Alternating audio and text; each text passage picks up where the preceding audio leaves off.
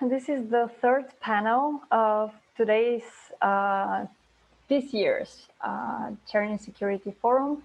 Very unusual year and very unusual format. We are online. Unfortunately, we cannot welcome you in Prague, but let's hope that it's just now and never again. It's so nice to say welcome in this very exciting panel, and I'm very much looking forward for today's discussion. It's devoted to the post-pandemic order and the security dilemmas that we are facing. Freedom versus security. This is the key dilemma, but of course it opens the floor for many others. Let me first begin by introducing the very distinguished speakers in this panel.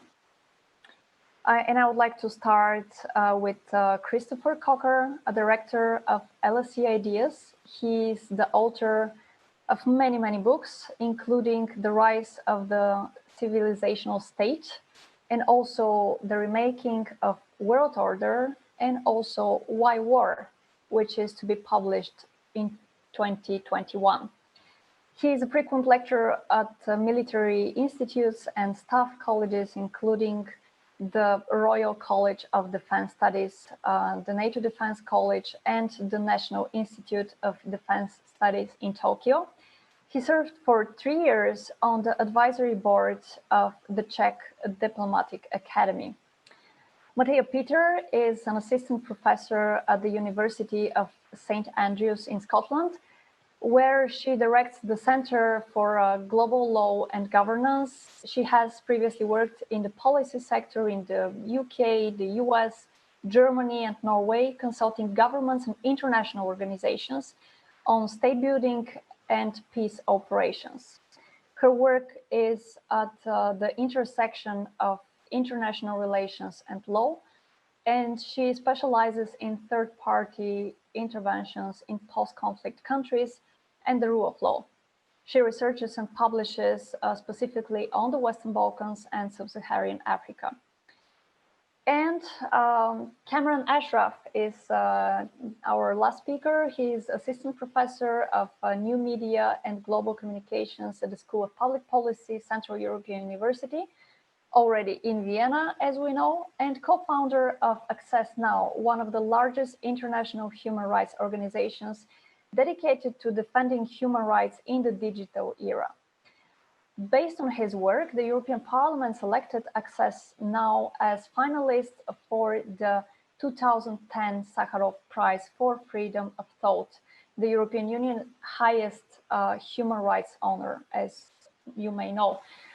His international human rights and technology work has included defending critical websites from state-sponsored attacks, providing personal communication security for vulnerable activists and journalists, disturbing anti-censorship tools used by thousands of people daily, and facilitating more than 3 million video downloads from inside authoritarian regimes. Very interesting selection of backgrounds, and I'm very much looking forward for your interventions. I will just make this note that each of you has approximately 15 minutes, and then I encourage our viewers to join us with questions and comments concerning the post-pandemic world order and the security dilemmas. Now, I'm just going to give the floor to Christopher Cocker to present his argument. Thank you very much. All crises are disruptive. So the question, I think, for our panel today is what form of disruption does this pandemic take? I would say it's accelerated what has been going on now for 20 years, the move towards what sociologists call the surveillance state. Let's just take two countries, Hungary and China.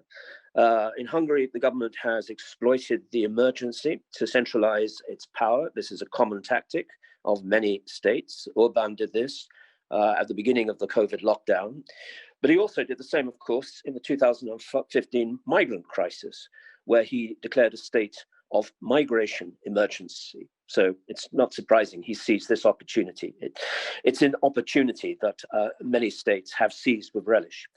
When COVID hit the country, he declared a new state of danger, which enabled him to introduce legislation and new prison sentences for spreading what he called misinformation about the virus.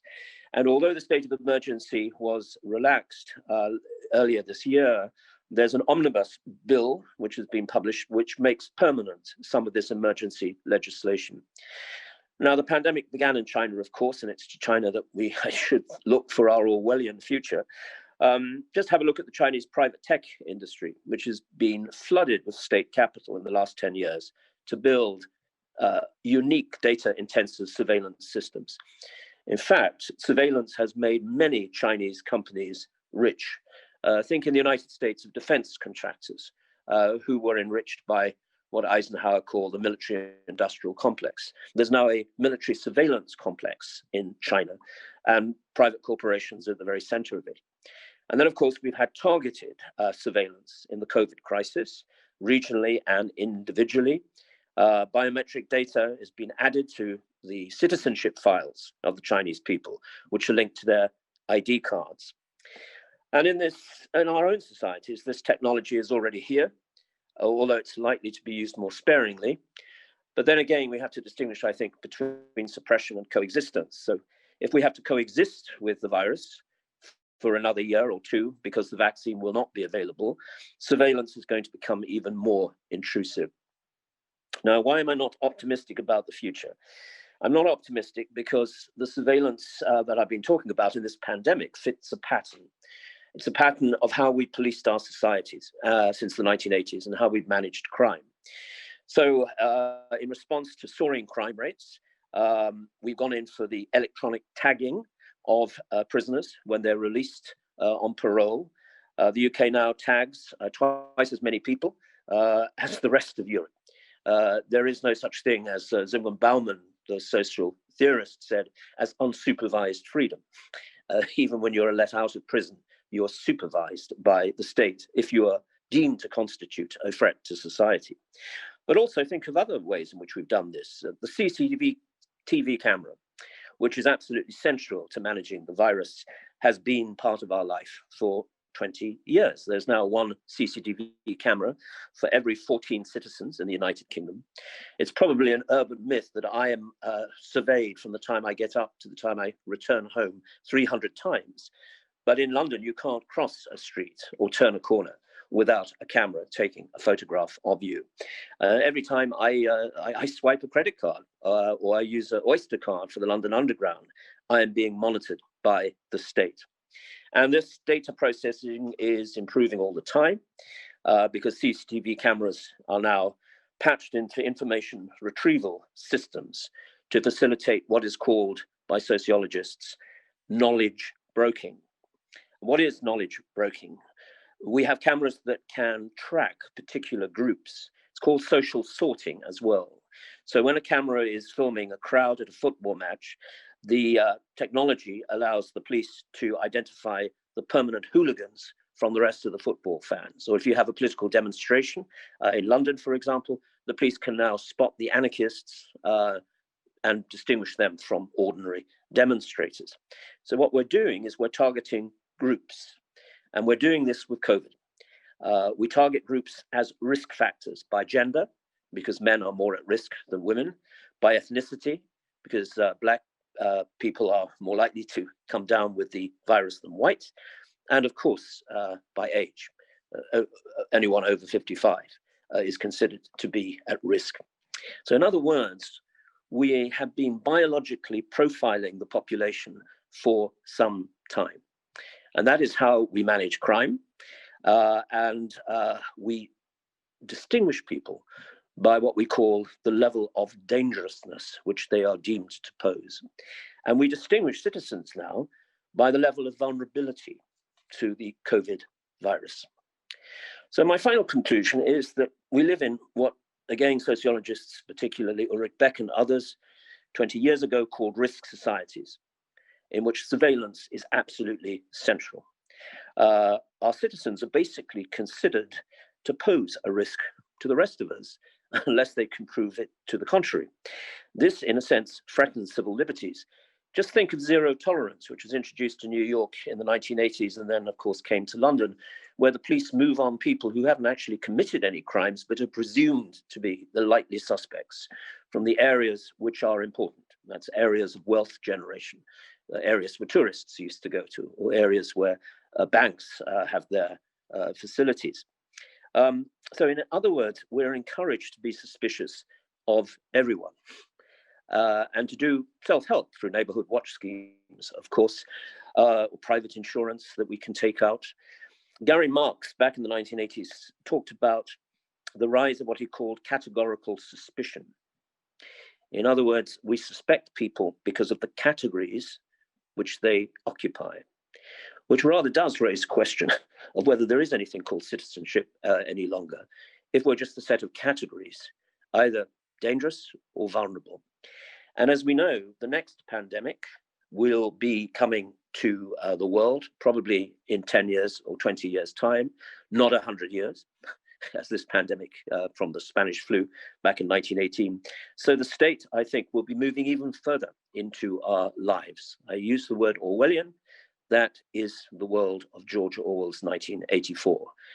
And we see it around us all the time. And on that depressing note, I shall conclude. Now I think you can hear me. Yeah. Very, very interesting presentation. Thank you for, it was a bit depressing. Yes, we should probably admit, but a lot of thoughts, a lot of thoughts that we can develop. And I would like to use the opportunity to ask you a question about this supervised freedom that you pointed to. Since the topic of our panel is the post-COVID, the post-pandemic world order, do you think that this supervised freedom, or the way we proceed with implementing it, will distinguish one society from another when it comes to democracy? And do you think that coexistence and suppression is the next security dilemma when it comes to the change of the world order? Well, all pandemics in history have required coexistence, because we've never had the drugs or the vaccines to do anything else than live with a virus. And usually some of the really big ones, like smallpox viruses, which occurred at the time of the Emperor Marcus Aurelius, or the terrible one that destroyed Justinian's attempt to reconquer the Mediterranean world, lasted about 4 years. And economies got back, according to historians, pretty quickly after that. So this is the first time in history that we've gone for suppression. And depending upon when this vaccine comes, suppression will either be seen to have been a good policy or a very unwise policy in terms of economic recessions, depressions, and of course social disruption, the mental disruption that it has caused, which is now very serious in our societies. But anyway, will there be two types of societies? Yes, I think there will. And a lot has to do with culture, not technology. And the countries that have been very successful, like Taiwan, South Korea, to a certain extent Japan, have all, of course, very, very highly sophisticated technological solutions. Trace and tracking in particular works, whereas trace and tracking simply doesn't work here. There's a number of restaurants I've been going into in the last 3 weeks where the restaurateurs do not ask questions, have no interest whether your camera's on and whether you're taking a photograph of yourself for the NHS app. That's culture. People will simply not be bullied into this. They're bloody minded. That's British culture for you. You have to remember that the important thing about Taiwan and South Korea is they've all had traditions of dictatorship quite recently. I would call them, they have perhaps kind of authoritarian personality, even if they're democracies. They don't mind face masks. They think it's absolutely essential courtesy to each other to wear a face mask, whereas a lot of people in the West, of course, resent having to wear face masks. And we have a government in this country which has decided that it shouldn't ask its citizens to wear them outside. like Italy, for example. So I think culture is important, but culture also drives technology and what opportunities technology gives you and whether you seize those opportunities or not. So I don't know whether that's an answer to your question, but definitely the world is coming apart in the sense that different experiences of the virus are leading to different ways of seeing democracy, seeing citizenship itself. Just on that note, one follow-up. When we talk about culture, actually you point to this argument in one of your books, The Rise of Civilizational State, talking about three major actors, or at least we can just very briefly imagine what will be their role in the post-pandemic world order: China, Russia, and also you discuss one non-state actor, the Islamic State, because when we talk about culture and how we use technology in this moment, I think it's important probably to imagine the current powers and the current cultural sources, to what extent they're going to play a role in the future.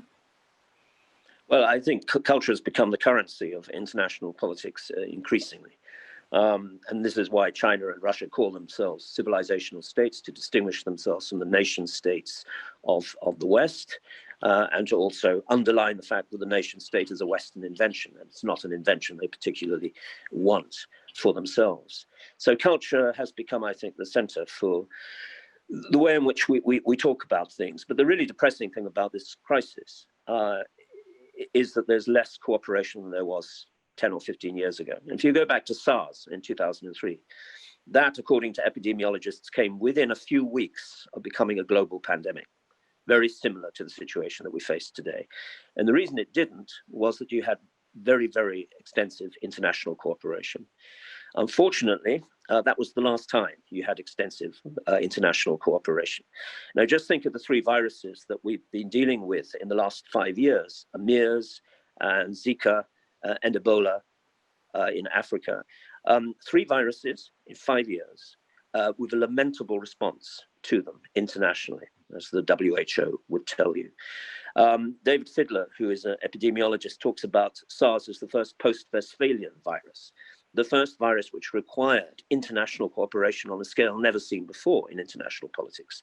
The next pandemic, when it comes, and it will come, will be infinitely worse than this one. This is a relatively minor one as pandemics actually go in history, although it's been extremely disruptive economically, socially, and indeed culturally.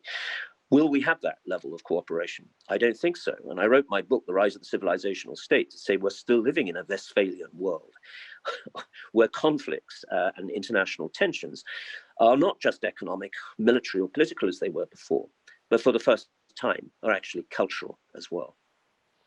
Thank you for this answer. And I think this is an excellent bridge to Mateja Peter's presentation, and we'll be happy to hear more about how invisible threats have implications for global governance and how not only states but also international organizations behave in the current crisis and what we can expect in the future. The floor is yours.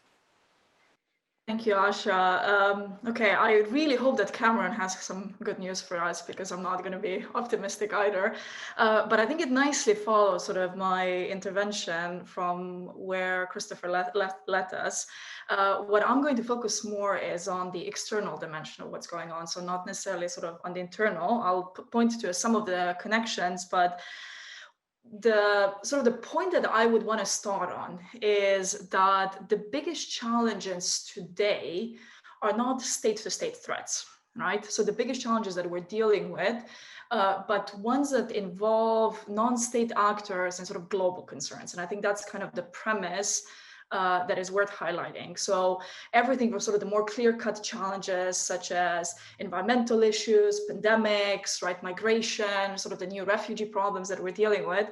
But then on the other hand, also the things that sometimes mask as state-to-state issues, but they take on sort of a veil of a state-to-state thing. And I'll sort of explain what I mean by that. Sort of issues such as terrorism, cyber warfare, space races, telecommunication issues, like sort of economic races, because here we often see the collapse between sort of distinction between state and non-state actors. But unlike in the past, and this is what I want to highlight, is states are now unable to dictate the terms to non-state actors entirely, right? And so that's one of the things that is a bit of a different thing. And so what I'm going to start sort of as a premise is, and this is where sort of this clash between sort of the rising surveillance state and then the inability of states to actually control anything is actually coming into fore. And so what I'm going to say is that the ability of the state to hold a monopoly over anything at this point is declining, and that the statehood itself is actually under challenge. This is not something that is new under this pandemic. It's a continuing process, but I think the pandemic actually highlighted a number of aspects, and I'll sort of play with some of the examples across it. So the argument that I would make is that both the internal aspects of what is going on in states right now, and then the external sort of repercussions for global governance, are essentially states having an identity crisis. And here I don't mean one state having an identity crisis, right? We normally look at sort of one actor, either domestically or internationally, having this identity crisis and how they're trying to resolve it, sort of issues of ontological insecurity, cognitive dissonance, and all of the terms that we have associated with this. But the argument that I'm trying to make here is that this is actually a collective crisis for the state in the abstract, which I think has repercussions both on sort of the development of the surveillance states, but then also how the external governance is going. Because we know that when actors have identity crisis, they seek sort of the sense of stability, a coherent self-identity, and the recognition of others that this identity is still a valid one. And so as a result, actors often overperform that identity. So they overperform their statehood. And so what I want to do is kind of look at how this identity crisis manifests itself and what impacts does it have on sort of multilateralism, global governance, institutions, norms, and things like that, sort of more broadly speaking. And I think there are kind of two ways this identity crisis of statehood is manifesting itself. One is we have sort of this return of categories, vocabulary, policies that are familiar to states, right? That states use in their interaction with each other, even when they're actually detached from the reality of the problems that they're addressing, right? And through this, states essentially reify their primacy, but then also the idea of a state-centric world. And so, and I'll give you a couple of examples sort of from the pandemic. The fact that the US presidents call this a China virus, right, highlights how this is framed as sort of a competition between China and the United States. Or if you look at the Europe and sort of beyond what's been going on, sort of the states closing their borders or securing exclusive deals for pre-arrangements for the vaccine or things like that, is we're all performing as if this is the kind of a crisis that can actually be addressed by one state independently, right? And we've seen this before, so with the refugee crisis, border closures, but the reality is that these are not the types of problems that you can address with traditional measures. But border closures, attribution of a complex problem to a known enemy, right? So identifying a known enemy such as China, sort of these vaccine deals that are supposed to be sort of for Britain, for United States, or for whoever, right, is something people understand, right? And other examples that we could look at could be sort of from the internet economy, how the US sort of handled this TikTok deal, right? We need to have some American partnership in it, so it's not a China company, or India banning TikTok, or the entire sort of this summer thing that we had about 5G technology, right? If you remember, the US Secretary of State this summer visiting Central and Eastern Europe, signing deals that they're not going to partner with China over 5G technology. The reality is that states are essentially performing statehood much more aggressively to show to the citizens that they're protecting them, right? When the reality is that the world is much more complex and they can't do that in a clear-cut fashion, right? And so one aspect of that is what I think Christopher was talking about, which is internal aspect, right? So states take on additional powers, leaders portray themselves as sort of the saviors of the states, functions need to be centralized, which has been all across the world. So it's not a Central and Eastern European or Hungarian problem, right? The idea that the judiciary needs to be kind of controlled by the executive. UK, think of UK, US, many other sort of countries where this is now developing, the surveillance state. And this actually influences how we cooperate, right? On an external basis, everything is conflictual, right? We need to have an enemy that we're dealing with. But it's also interesting that the external policies, and this is what I've been working on recently, is that the external policies of institutions, which we traditionally consider as institutions upholding norms, values, sort of, for the lack of a better word, the liberal institutions such as the EU, UN peacekeeping, or sort of things like that, right, are essentially just bolstering the idea of statehood recently, right? So if I give you a couple of examples, right? So the EU policy towards the Western Balkans, right, over the last decade has been primarily emphasized stability over rule of law, right, which is a bit of a weird situation, but the idea is we understand how to deal with a state. We need to bolster a state. We see a similar process happening, for example, in UN peacekeeping, right, where for the last 10 years, we have the vocabulary of extension of state authority, which has been sort of applied to conflicts from everywhere to Mali, Congo, right, and things like that, where essentially the UN, instead of protecting civilians, promoting sort of the norms that it was promoting previously, is essentially bolstering a state, right, which is a problematic state, right? But the reality is that states understand how to deal with states. And so they resolve this identity crisis that they're having by supporting states and the known vocabulary. And so this is what I was talking before about them overperforming statehood, just to highlight that the world is still state-centric, right? Which has sort of implication on the kind of norms that we've been sort of working on, right, sort of freedom norms, human rights norms, and things like that for the last, in particularly over the last couple of decades, that have come to the prevalence.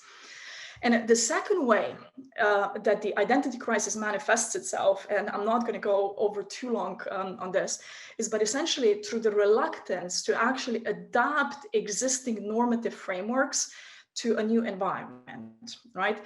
The challenges that states are experiencing today, or that we are experiencing as the international community today, are very different from the kind of challenges that existed when most of the rules were actually designed, right? So norms, rules, international law, we have written down and sort of like that states understand govern state-to-state interaction. Just think about sort of the rules about the use of force or anything like that. What the reality is that most of the contemporary issues, everything from cyber to space, will actually require sort of adaptation of these rules, right? For like, I'll give an example, sort of space exploration or space extraction, use of force in space. So rules we have, existing rules that we have on this, right, on the use of force, assume that any competition that is going to be happening in the space is going to be a competition between states, right? And that we need to govern actions of Russia and United States in terms of how they behave towards each other's satellites, for example, right? But the reality is, and I'm sad I didn't find the little graph on sort of how the private actors and how many satellites are actually private right now, is the issues of the future are essentially, you know, shooting down a satellite that is privately owned, or a private actor engaging a private actor, right? And similar issues are happening in cyber warfare, right? But everything that we're discussing in terms of the rules is still portrayed as a state-to-state, when the reality is much more complex. Which to me, and this is where my worrying note is going to be, is that I feel that a lot of crucial global governance issues are left ungoverned, right? And are left to sort of interpretation on the spot, and that states, in an attempt to outmaneuver other states, right? And this is example of space or cyber warfare would be like that, are partnering with non-state actors with the assumption that they can actually control them, right?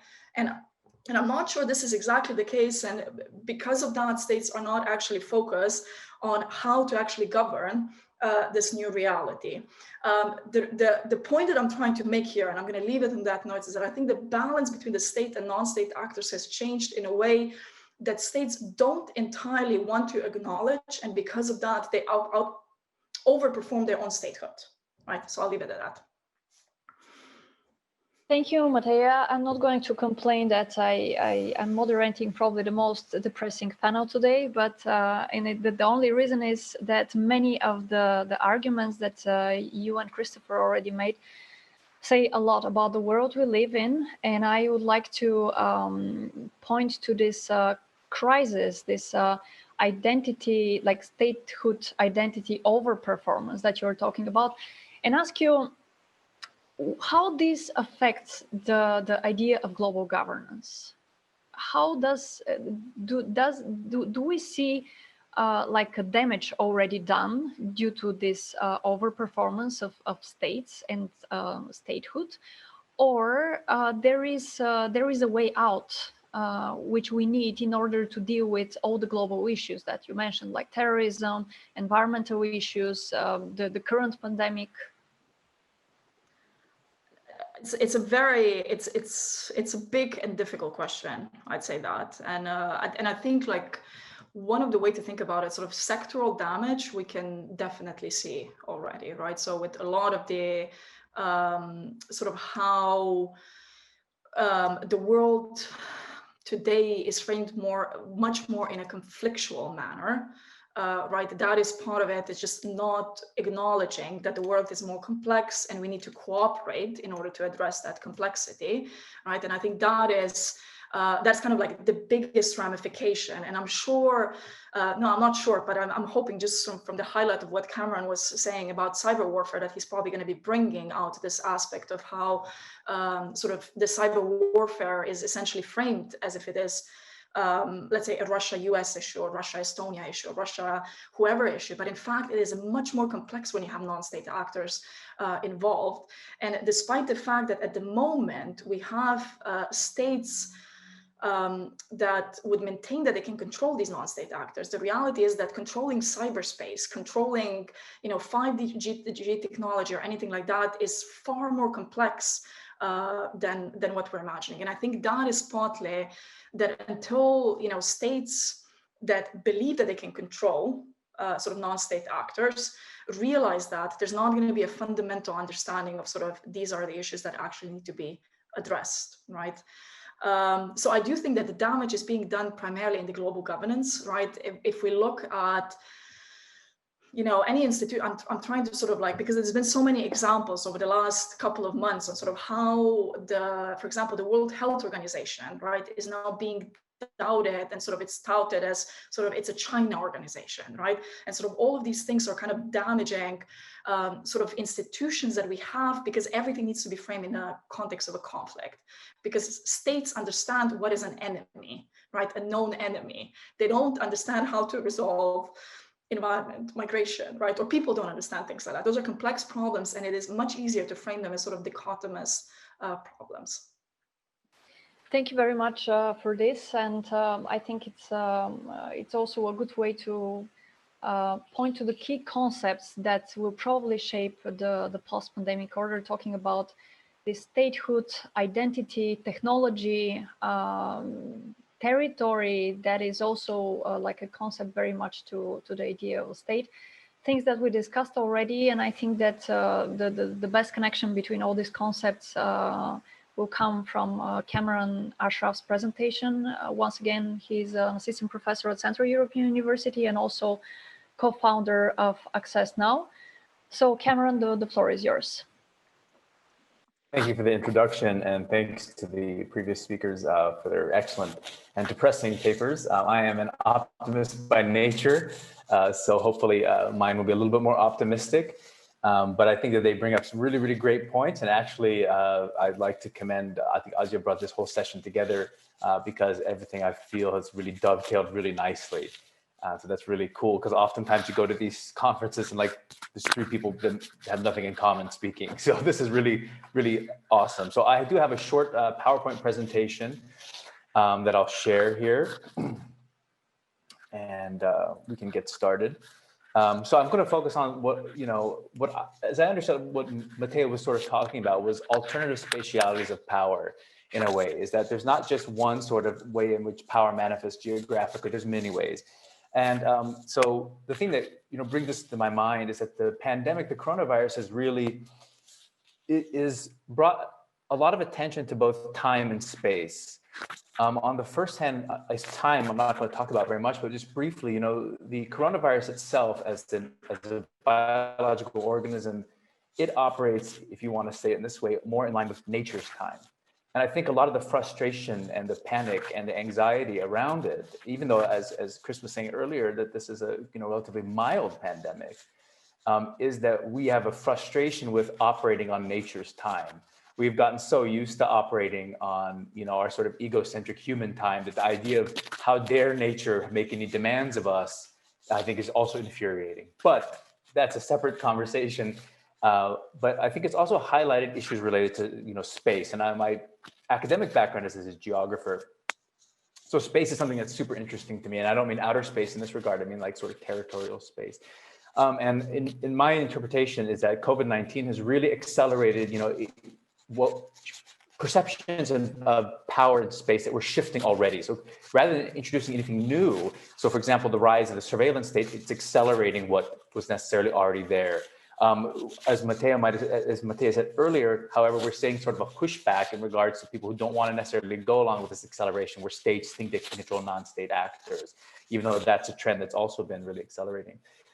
So for, a couple of things that have come up from my perspective with how COVID-19 has accelerated spatialities of power, things that have come to sort of, global conscious awareness, state-centric national leadership, regardless of which direction it goes, it's come up as something that's really been highlighted again. International travel, the power of international travel, the nature as a power actor, a power vector, right, with the pandemic, something we cannot plan. Medical supply chains have also, and supply chains and logistics in general have been shown to be enormously powerful non-state actors right here. Shipping ventilators in time. I mean, if those of you who remember how big the ventilator crisis was in the beginning, toilet paper supplies in the United States, just logistics chains, something we don't even think about because it's, it sort of resides in our technological unconscious, the things we don't even consider.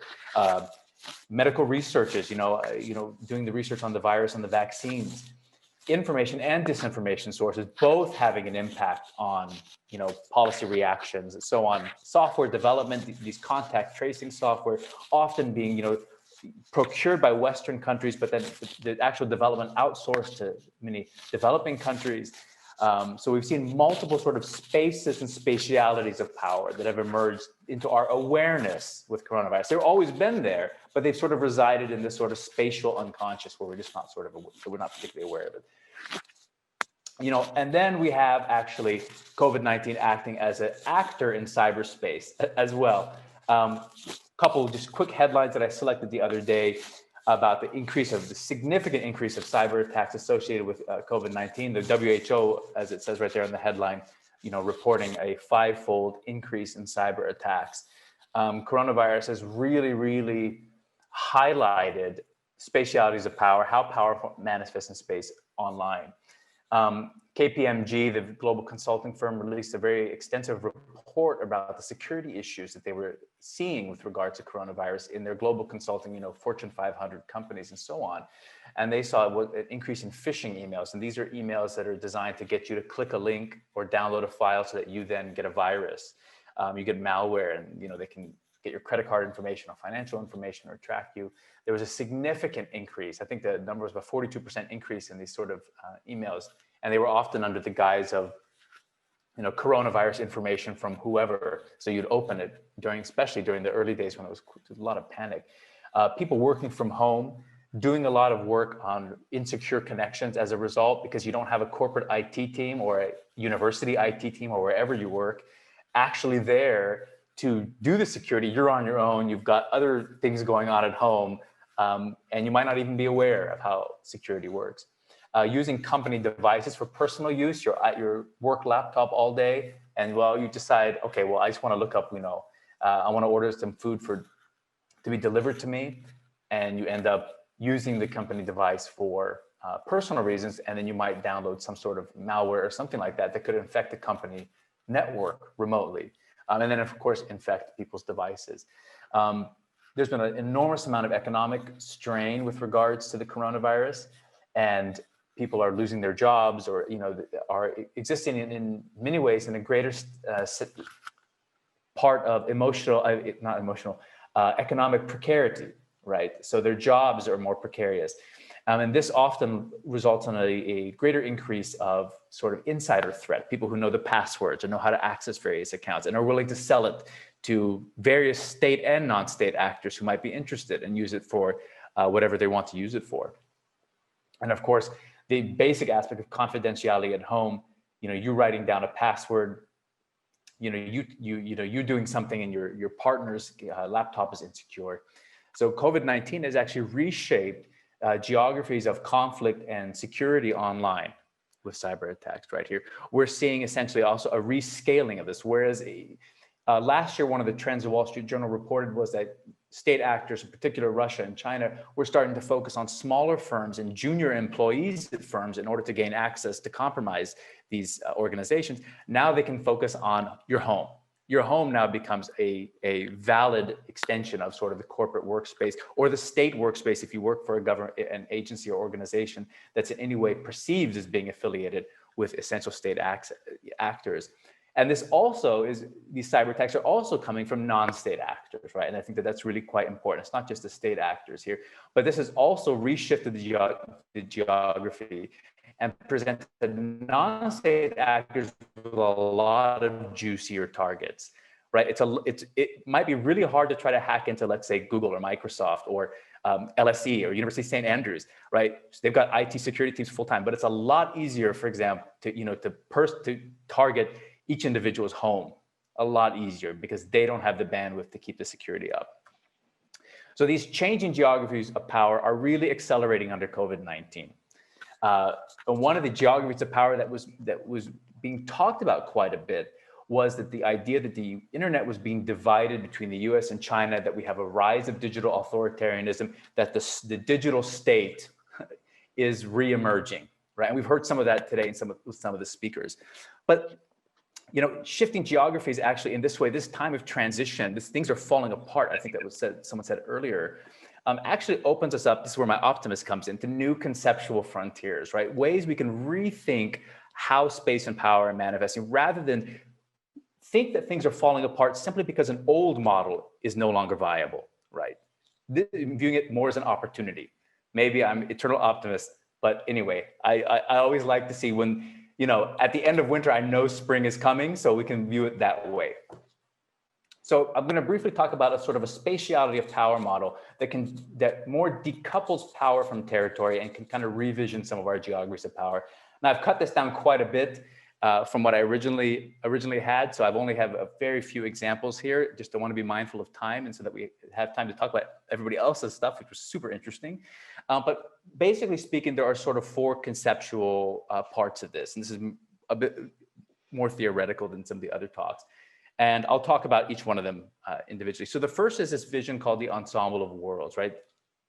And this is the idea that this is these spatiality of power model has historical correlations to it. The Ensemble of Worlds model is based on, for example, very early societies where the societies were quite spatially separate, distinct.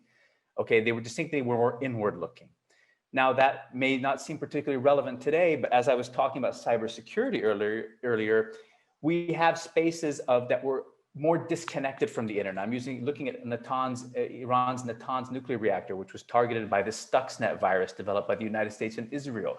This was a cyber environment that was disconnected from the broader internet, secured by an air gap, it's called, where you have to it has its own separate internet. It doesn't connect to the broader internet. In this way, we can also start to think about our own homes, our own spaces, the spaces that we left from our workplaces now to our laptops, to our mobile phones, as these spaces which can be, depending on how much security expertise we have or software we use, or how often we update our computers, can be seen as spaces of conceptual disconnect. The second is the traditional field of forces model. And this is what people are perceiving as falling apart. This is where there's a field of forces, the force of one state bumps up against another, right? Think the 19th century, balance of power stuff in Europe. things that still matter, echoing what Mateja was talking about, the state really thinks it's the only game in town, and it's bumping up only against other states, so hence the field of forces. And the way this manifests online, for example, here is Iranian block page for Twitter. With Twitter, it's a bit dated, but this is an example of how we are seeing that being reinforced through state censorship, right? Twitter is blocked in China, Wikipedia is blocked, many other sites are blocked. And these are sources of information or disinformation that the state is trying to enact its borders in my opinion, a desperate attempt to keep information out and try to recreate, the 1850s online. And we also see this in terms of in terms of cyber attacks, not just in terms of censorship, which kind of lends itself to thinking, okay, a traditional model, but also we see here the infections of the Stuxnet malware. This was a global malware that infected millions of computers around the world, but because of the specificity of its software code, was able to target devices only within the territorial state of Iran, right? So here we can see an example in two different aspects of how the field of forces model manifesting with regard to cyber attacks, right? The hierarchical network. This is the idea of core and periphery. That's quite common in urban city planning and a lot of literature that has to do about urbanism. We've got the core. I'm from Los Angeles. We've got LA, the core, but then it's got, tens of millions of people living in the periphery, which all feed the core. We can see this historically in the UK, where we have urban cores that were supported, quite some time ago by the agricultural periphery. This manifests online with regard in cyber attacks. So for example, in 2008, when Russia launched a significant amount of cyber attacks against Georgia, Georgia's government infrastructure online went offline. It couldn't sustain defense. So what did Georgia do? They relocated to these cores. They were on the internet periphery in terms of security, but they located to a core. They relocated government ministries to Google servers in San Francisco at the time, right? All sorts of geopolitical issues are involved there, a neutral state getting involved, somehow inadvertently getting involved in a conflict, so on and so forth. But this highlights another aspect of how space and power can manifest online, right? And finally, the world society model, which is more something that we're living in, is this sort of interconnected simultaneity in the world. And I use another example of Russia and Georgia actually here. And this is the idea between the world society model is that there's no distinction between online and offline. I think that's also quite a dated idea that there's the online world and the offline world. I don't know anybody who doesn't use email, for example. These are all one world. And the idea is that simultaneity manifests in, sort of physical world realities. And in 2008, when Russia invaded Georgia, Russian ground attacks were preceded by cyber attacks designed to informationally isolate parts of Georgia so they couldn't communicate with the outside world. The attacks were so specific that researchers could actually pinpoint where the shelling would happen next based on where the cyber attacks were happening, right? Absolutely fascinating. And there's a sort of reciprocity between online and offline, if you will, that exists in terms of spatialities of power right there. So these are the four models. And, quite quickly to conclude, the point of all this is each one of these shows different ways of relating to space and power, right? If we want to look through the lens of the media and through much academic scholarship, and in fact, the way we've all been thinking here, on which everything else revolves, but it's only one of, perhaps four more, and there's definitely more in this model, visions of how space and power can combine, right? So a spatiality, a power model here gives us one tool that we can start to make sense of what both the previous speakers are talking about, right? How can we understand the various configurations that are emerging? A state that is simply trying to recreate this 19th century, territorial state model, Westphalian model, and tell non-state actors what to do, is demonstrating a real lack of spatial imagination, right? Space and power in cyberspace and these issues require us to reconsider like this sort of historical linkage to territory, and start to think differently about who is powerful, who is not, how does space and power exist? For example, why are companies not having seats at the United Nations? I don't personally agree with that, But if we think of power, they are very, very powerful, right? Many companies are very powerful. Non-governmental organizations that are immensely powerful. Yes, in territory, the territorial state, that you have a say.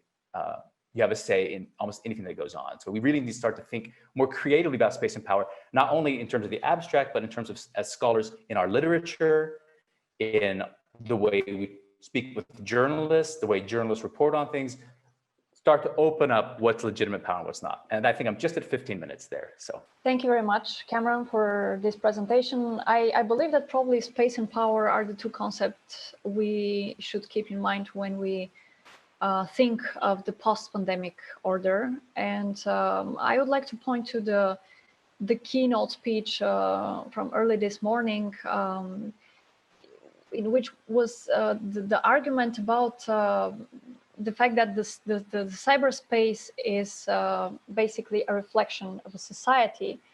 And the way you talk about space and power also make me think of like the political actors and their behavior in the current situation. But my question is, thinking of this reflection of a society, to what extent, from what you've said, the idea of human rights is also changing? Because this is a part of your background, and like if we do have this very different manifestation of space and power and political behavior of actors we know already, what about us? What about the citizens and the human rights? Yeah, that's a really good question. You know, and I think that,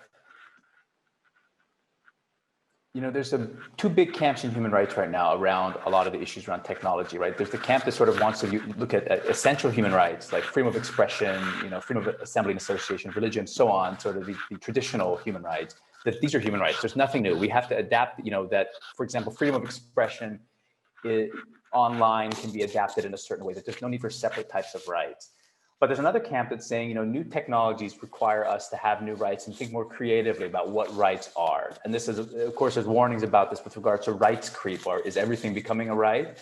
But that's, you know, that's sort of jumping ahead and trying to avoid the question is, how should we think about how technology is really impacting our rights right now? And I don't have an answer about that, because things are still really playing out. The collective decisions we all make individually are going to dictate the future of human rights now. This means, and it's not a popular answer, but it means like, how do each one of us actually relate to these services that are surveilling us? You know, are we actually taking necessary security precautions, for example, to ensure that our data isn't being surveilled, or to limit it or minimize it? Right? If we talk about it, but we actually don't take necessary technical steps on our end, the technical steps that we don't take is actually what we're actually saying, right? Because that's what companies see.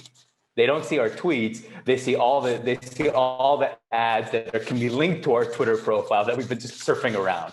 So I think that it's going to be dictated by a lot of our actions right now, and we will see how it plays out. We talked about earlier, non-state actors and surveillance. I think there's a lot to be concerned about the future of rights, and there's not a lot of serious conversation going on outside of academic and policy circles about this. The tech community is largely unaware. So the answer is, who knows? And I think coronavirus has tilted things in not the best way with regards to rights.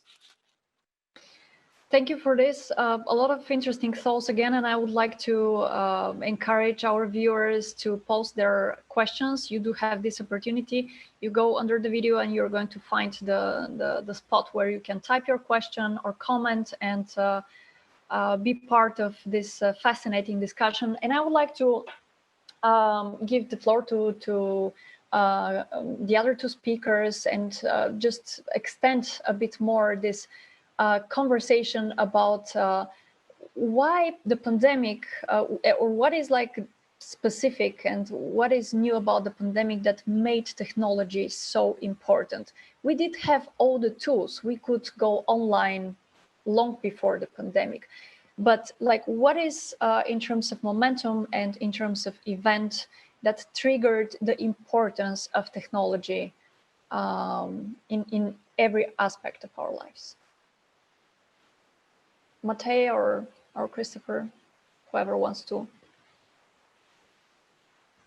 I can offer some thoughts. I'm not an expert on technology, but I think sort of Cameran really nicely highlighted that on sort of how technology in some weird ways, right, especially in terms of way we work, right? So like most of us are now calling in from home, right? And this is a work call in some way. It's a pleasant, but it's a work call, right? But I think it is interesting because this whole idea of who owns particular things, right, is it just got highlighted by the pandemic, and it does go into, so it's a question of, do I own the computer that I'm using, despite the fact that it's my employer's computer? You know, like before that, you know, like I was emailing on my personal emails, I was doing other things, right? And so all of the things that Cameran was highlighting, this ownership. But I think it's also, weirdly enough, and I don't have a fully thought out thought on this, but I think it did amplify sort of some of the territoriality that Cameran was highlighting, right, in terms of what are actually security issues, right? Because like I will say, okay, so I work on United Nations, I work on state building, it has the word state in it, right?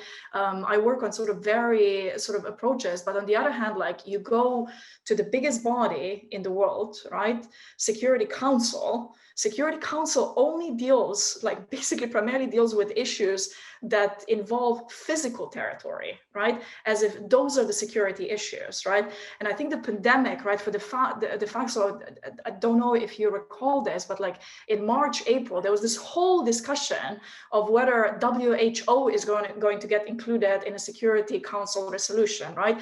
The fact that we're even contemplating that we have Security Council resolutions, right, on the pandemic, I think it's something new, and that's something that's kind of like, I genuinely think that the next step, I don't know how, I'm slightly less optimistic possibly than Cameran about states being able to agree to that, right? I think we should be having, you know, sort of Security Council dealing with cyber issues, with outer space issues, with all of those things that are not attached to an individual territory.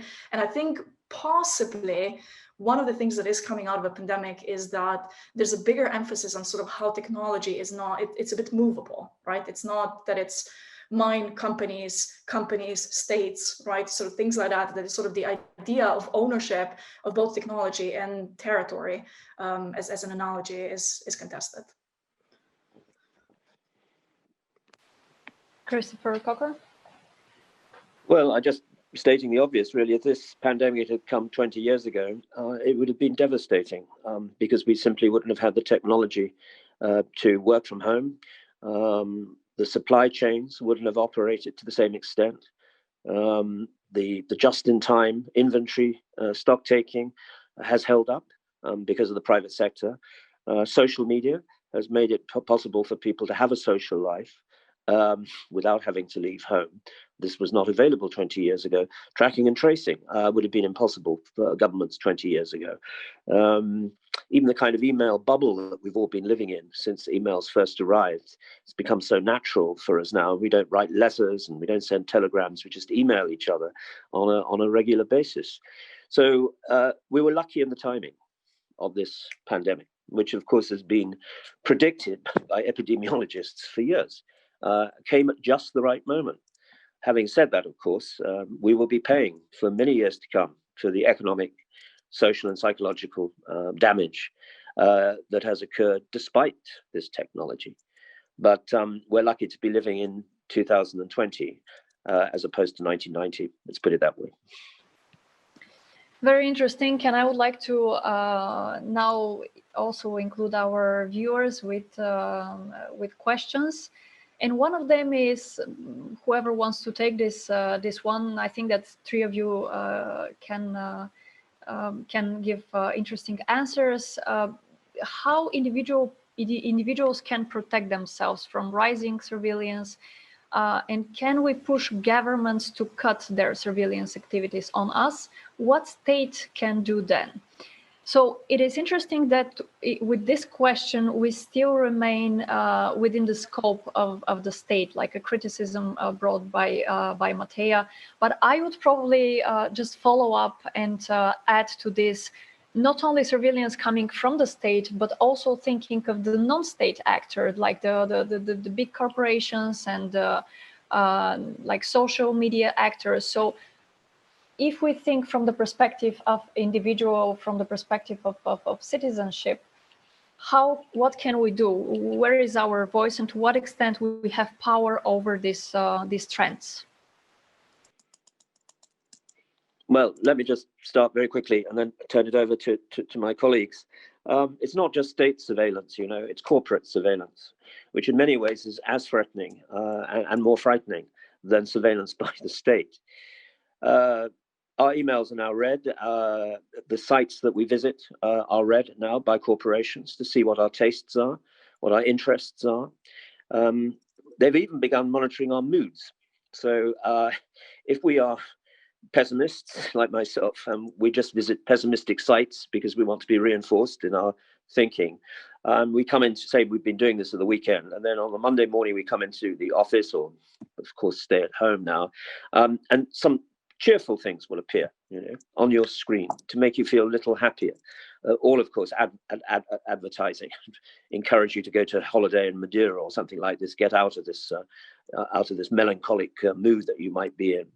And machines, of course, with artificial intelligence, will be framing our thoughts and directing our imagination. So that we won't actually have independent thoughts of our own eventually. That is the really frightening thing about AI. And it will all be done because it's profitable, it's market-driven, has nothing to do with the state or political power in the old-fashioned sense of the world. It's the next stage of capitalism, if you want to call it that. It's not just capitalism, by the way, but let's stick to that. We haven't seen anything yet. And is it reversible? No, it's irreversible, because we've become so used to this now that we would find it very daunting to be in the world of 20 years ago.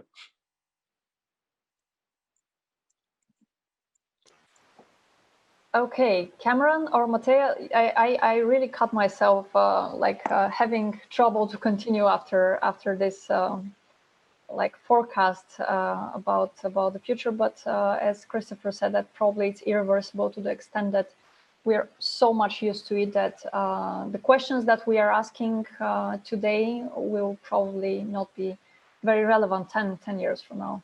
Who wants to So I wish Cameran would speak, just because he's a bit more optimistic about things. No, I don't think it's a question of optimism here, but I think it's a question of acknowledging the reality. And I think you were right, sort of the way that the question was framed. Most of us, and it's a bizarre world, right? We worry about states fingerprinting us. We worry about sort of CCTV cameras that are state-owned. But, so I'll just pick up one device right now. So I'm an Apple user. Apple or Amazon probably know more about me than the British government, right?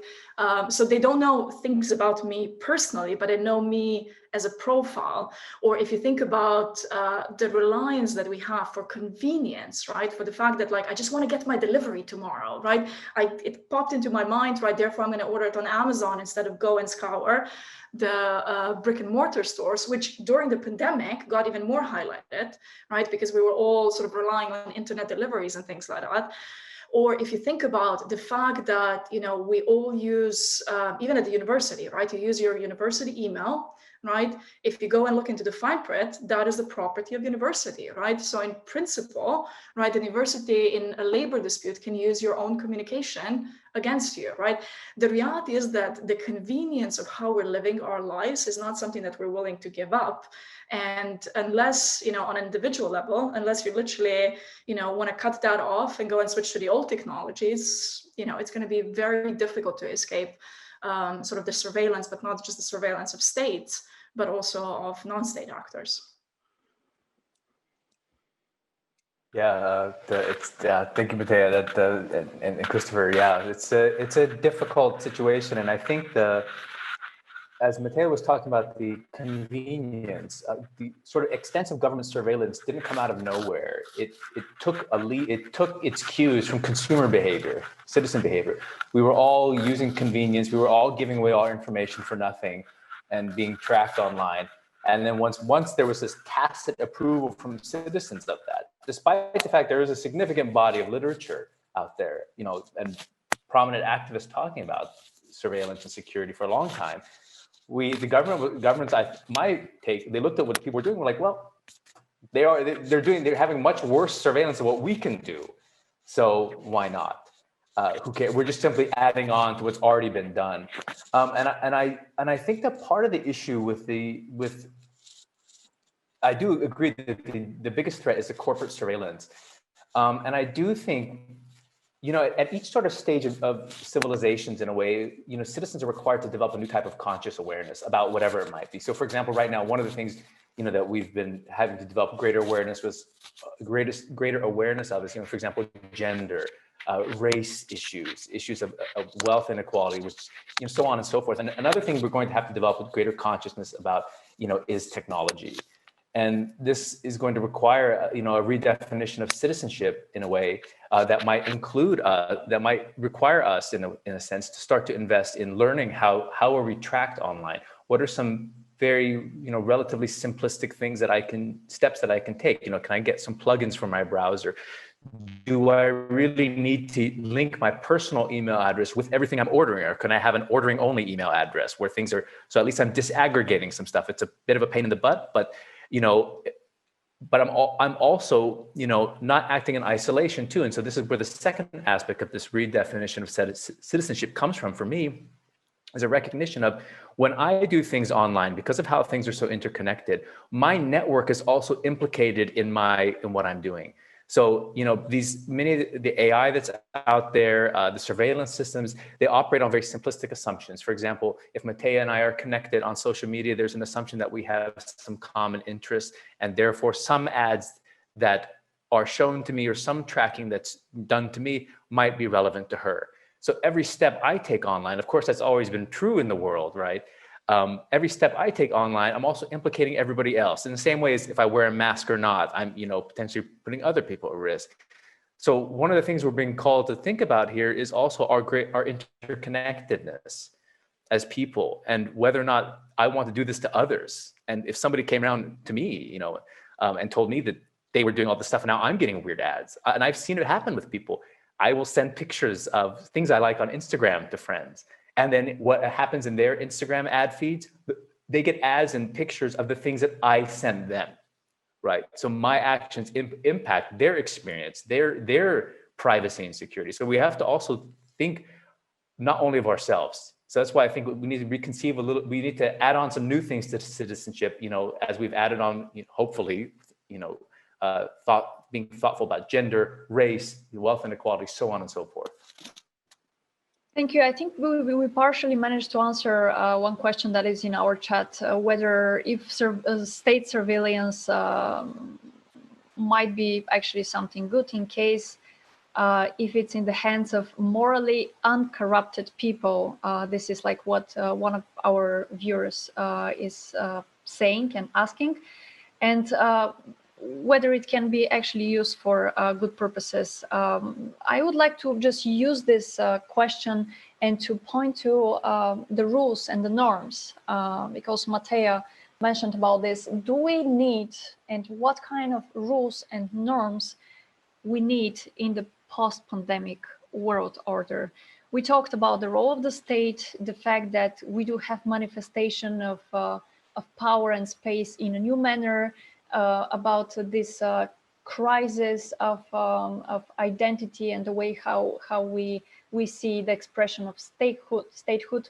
The question is, are we ready to respond to all these processes with framework, with rules that will help us to survive in this world that you are describing? Probably Mateja can take this. Man, Asya, you're asking difficult questions. Okay, so, yeah, no. They're really difficult. Like they're good questions, and because of that, they're difficult, I think. I would say, okay, and I think this kind of links to the question that was coming through as well, is I fear that as individuals, we're so concerned about our security that we forget the rules of humanity, right? And I would say, so, you know, like if we go to the title of this, despite the fact that we tend to sort of pitch freedom versus security, right? So that it's like kind of as they're opposing sides, security doesn't work without freedoms, right? That is living in a totalitarian state, right? And I will take sort of the premise of the question that was being asked and sort of the idea of that enlightened, morally uncorrupt leader sort of making decisions on us, right? The reality is, and if we link this to sort of the discussion of technology that we had before, right? The decision is not whether Mateja is doing something bad, right? The decision is whether somebody looking like Mateja, acting like Mateja, is doing something bad, and therefore Mateja will automatically be considered as potentially doing something bad and potentially have her freedoms restricted, right? We're not individuals in the society anymore, right? In terms of, I mean, we are individuals, but we're not treated as individuals through the sort of mass communication, technology, sort of surveillance state. And because of that, the problem becomes is that if you are, and I hate to say this, a white male living in a society, right, that is dominated by white males of heterosexual orientation and sort of let's go down into all of the other characteristics, you're probably safe, right? And you will be, you know, let's ensure the security. But if you are a minority, right, you will be profiled, right? And you might have not done anything wrong, but because you look like somebody else, you look like the behavior of somebody else, right? You resemble somebody else, you will be having your freedoms restricted. And because of that, I don't think it's a question of security versus freedom. I think freedoms and humanity, and those are the norms that I would say we as individuals have to be stressing going forward, because I'm not entirely sure, and this is where some of my pessimism about the world around us comes from. I'm not sure that the state governments are doing that anymore, even in the countries that we thought were the beacons of hope, right? I think we have the time to take 2 or 3 more questions from our viewers, and I would probably redirect the next one to Christopher Cocker. Where does the limit between personal freedom and liberty has to bend in order to maintain social order? Oh, well, that's a difficult question to actually answer. I mean, social order ultimately relies on the fact that in all our societies, about 97% of the population never breaks a law. In other words, we don't police our societies. There is an element of deterrence, of course, in punishment and in penology, but essentially a society holds together when 95% would never think of breaking a law. Bending, perhaps, occasionally, interpreting it in a particularly liberal way to your own advantage, but not breaking it. So it's because we have so few people actually are criminals and commit criminal acts, antisocial acts in particular, rather than individual criminal acts, that we can have a safe society. But I think the difference is between safety and security, and these are 2 totally different concepts. If you want to be totally safe, you need a totalitarian society. A totalitarian society will make you absolutely safe. You rewrite the social contract. Of course, you have no rights, and that society can lock you up whenever it feels like doing so. But it can probably produce a very high element of safety. But if you want to be secure, you have to live with other people and work with other people. You have to be part of a society. And this is the whole thing about face masks in the United States. To what extent does that threaten your individuality, your individual rights, or to what extent are you being antisocial because you're putting other people at risk or in danger? So I think we have to settle for a more secure life, but not necessarily a safer one. And then, of course, one other thing, I mean, what is safety? I mean, what are the limits? We're relying a lot on number crunching here, on mathematical, statistical data to determine whether we're safe or not safe, secure or insecure, which means we rely on computers and we rely on algorithms. And the algorithms deal with probabilities of, for example, who's likely to commit a crime. And you've seen this in courts in England, where judges actually rely on algorithms for sentencing people. It's no longer a question of experience or judgment. The algorithm will tell you whether you give the prisoner a 5-year sentence or a 10-year sentence, all based on statistical probability rating. And we've seen that the algorithms are very biased because statistics don't tell the whole story. So I'm just thinking of the fact that Chicago, now the Chicago Police Department, profiles, I think it's about 400, 500 people because their parents are drug takers. And therefore they are considered to have a predisposition to commit crime. And that predisposition is algorithmically arrived at. And they're actually told that they are going to be profiled for the rest of their life.